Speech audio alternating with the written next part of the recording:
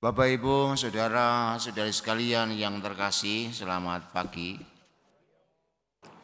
Pertanyaan pembuka permenungan khotbah pagi ini adalah, apakah Anda sudah sarapan? Sudah atau belum nih? Ada yang sudah, ada yang belum. Saya ngambil yang sudah. Ketika Anda sudah sarapan pagi ini, maka perut akan kenyang. Karena perut Anda kenyang, maka pekerjaan tubuh Anda di perut, sehingga mata Anda menjadi ngantuk. Maka kalau Anda tertidur bukan karena kesalahan siapa-siapa, tapi kesalahan sarapan Anda. Yang belum, bagi yang belum sarapan biasanya perut jadi lapar. Karena perut lapar maka fokus Anda di perut, sehingga apapun yang kalian dengar nggak pernah masuk. Sehingga meskipun bajunya kuning-kuning kayak gitu, tetap saja tidak bisa masuk sabda Tuhan hari ini karena kerucuk. Nah, kenapa pertanyaan demikian? Karena sabda Tuhan hari ini bernada sebab akibat. Tadi dikatakan jikalau titik, maka titik. Itulah sebab akibat. Oleh karena itu saya ingin mengajak Anda sejenak, saya ingatkan sejenak, jadi khotbahnya pendek sejenak, untuk mengingatkan bahwa kalau kita begini pasti akan begitu. Yang pertama, jikalau seseorang mengasihi aku. Kata-kata ini mau mengatakan yang terpenting dalam hidup kita itu ternyata mengasihi Tuhan. Karena pertanyaannya adalah jikalau kamu atau jikalau seseorang mengasihi aku, mengapa yang menjadi yang terpenting? Kita semua mesti mengingat kita diciptakan oleh Allah. Kita bisa hidup karena Allah. Dan kita akan mati menuju kepada Allah. Baik dalam hidup maupun dalam mati, ternyata segala-galanya adalah Allah. Tak ada yang lebih penting daripada Allah ternyata dalam hidup. Oleh karena itu, kalau hari ini Anda ternyata adalah orang yang baru sekali ini masuk gereja ini, ingat, mulai hari ini Anda mesti mencari Allah dengan lebih luar biasa, karena segala yang terpenting adalah Allah. Manakala hidup Anda selama ini hanya berputar-putar tentang uang misalnya, kalau enggak ada uang enggak hidup, ingat, uang itu hanya sarana. Yang bisa menghidupkan ternyata adalah Allah. Anda yang baju kuning itu mau putar-putar pintu dari pintu ke pintu gitu ya. Ingatlah, itu cuma sarananya, pintu ke pintu itu. Yang penting adalah Allah, bukan fotomu itu di mana-mana kemudian dipampang.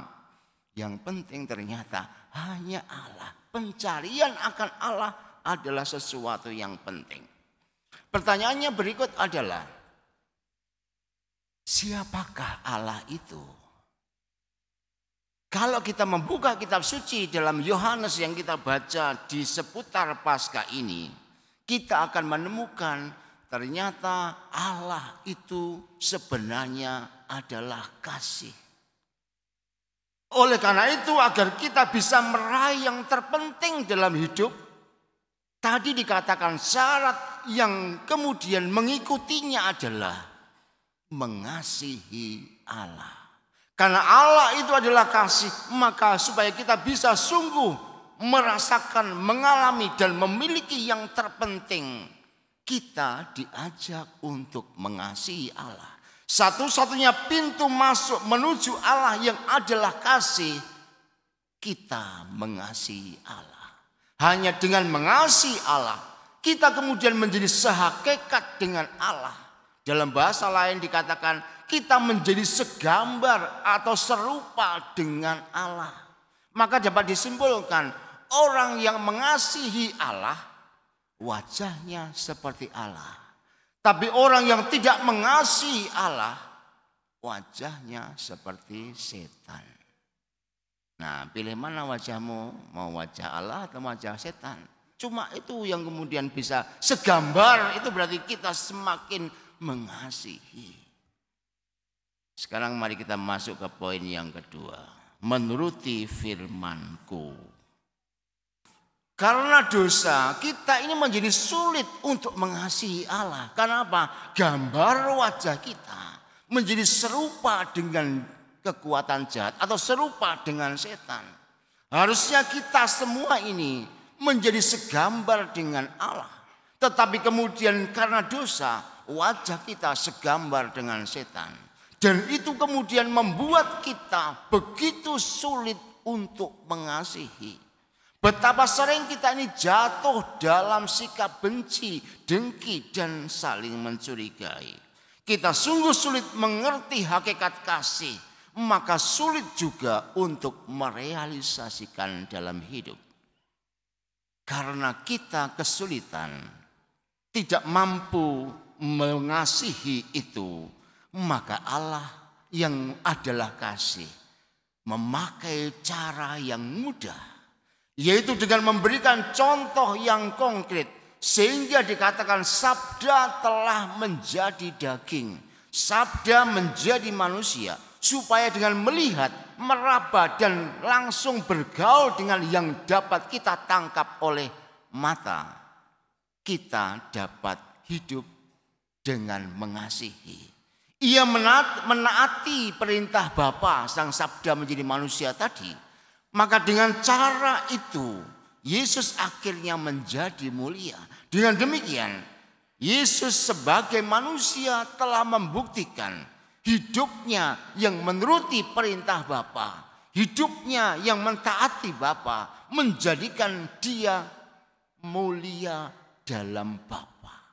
Oleh karena itu menuruti firman Allah itu berarti sekarang kita diajak untuk melihat Yesus, lantas hidup seperti Yesus, supaya dengan demikian kita menjadi kembali segambar dengan Allah. Kita menjadi orang-orang yang dimuliakan oleh Allah. Kita orang-orang yang bisa mengasihi Allah sehingga hidup seperti Yesus, dan akhirnya kita mengalami kemuliaan seperti yang dijanjikan oleh Tuhan tadi. Itulah caranya kita kembali untuk dapat menjadi serupa dengan Allah, yaitu hidup seperti yang ditunjukkan oleh Yesus.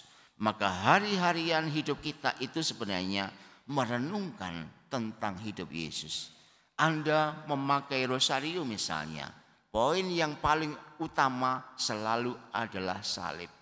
Anda memakai kalung salib sebenarnya mau ikut seperti Yesus yang tersalib.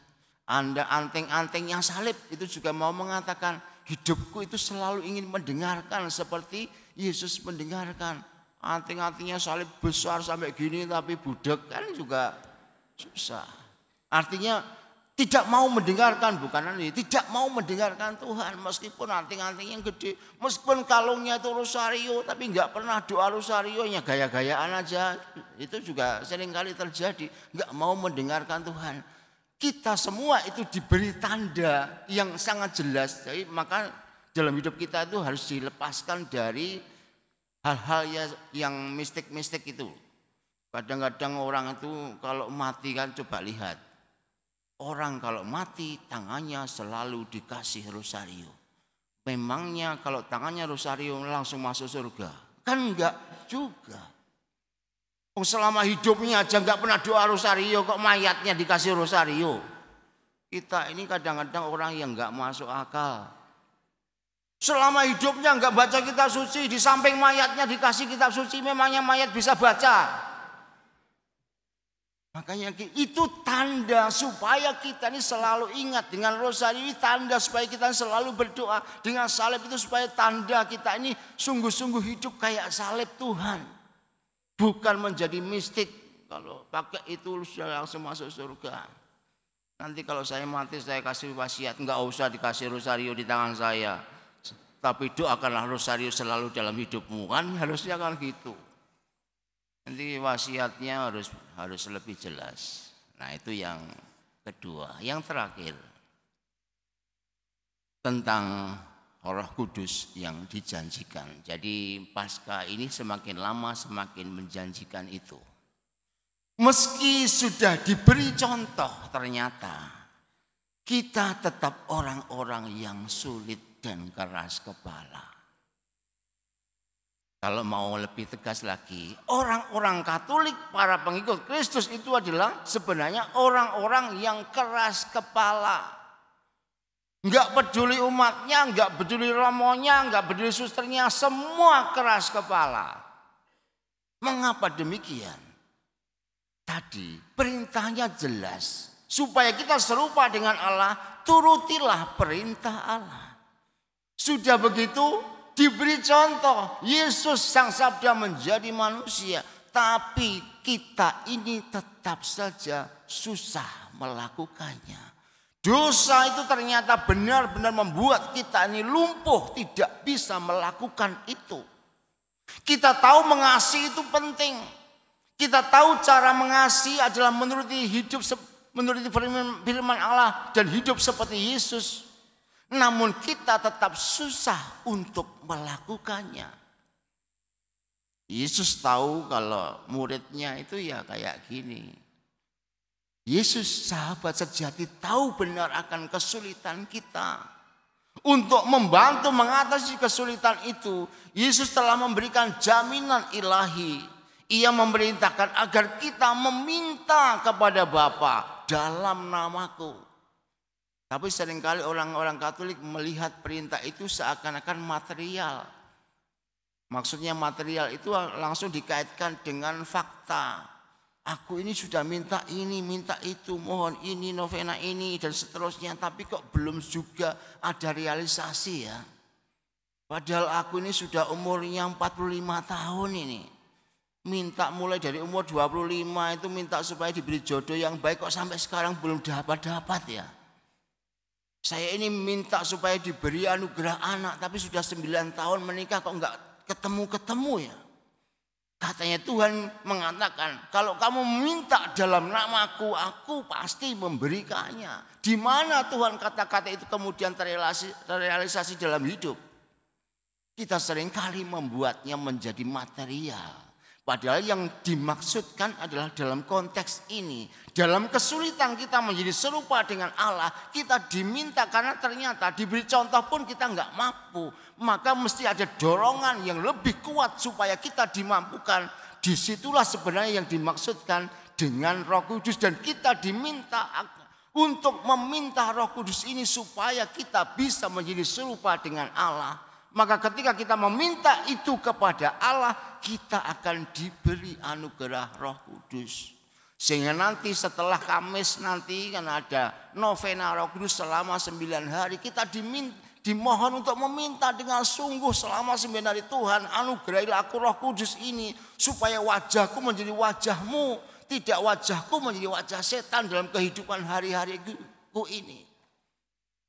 Tapi orang Katolik seringkali mengabaikan itu. Akhirnya novena itu sepi. Seakan-akan enggak penting aku Roh Kudus. Yang penting aku bisa dapat uang banyak. Hari ini kita diingatkan kembali. Ternyata untuk sampai kepada Allah kita ini enggak mampu. Dan karena ketidakmampuan kita ini, Tuhan sudah berjanji, mintalah kamu atas namaku kuasa Roh itu. Supaya dengan Roh Kudus yang dicurahkan, hidupmu dibimbing kepada setiap kebenaran. Dan kamu bisa menikmati hidup dalam Allah. Dan tadi dikatakan akhirnya dengan hidup dalam Allah, serupa dengan Allah, damai itu diwujud nyatakan. Maka yang terjadi jikalau kita demikian tadi, hasil akhirnya adalah kita akan mendapatkan damai. Damaiku kutinggalkan bagimu. Saya yakin semua orang pasti menginginkan damai itu. Tapi jangan lupa untuk sampai ke titik damai itu, perjalanannya seperti itu. Maka semoga sabda Tuhan hari ini menggembirakan hati Anda. Karena Allah telah berjanji akan menganugerahkan Roh Kudus. Sehingga ketidakmampuan kita untuk menjadi serupa dengan Allah dilakukan oleh Allah sendiri. Syaratnya kita meminta dengan sungguh, dan untuk bisa meminta kita belajar mengasihi dalam hidup ini. Mari kita renungkan sabda Tuhan hari ini supaya kita semua dapat menikmati damai yang dijanjikan Tuhan pada kita. Tuhan memberkati.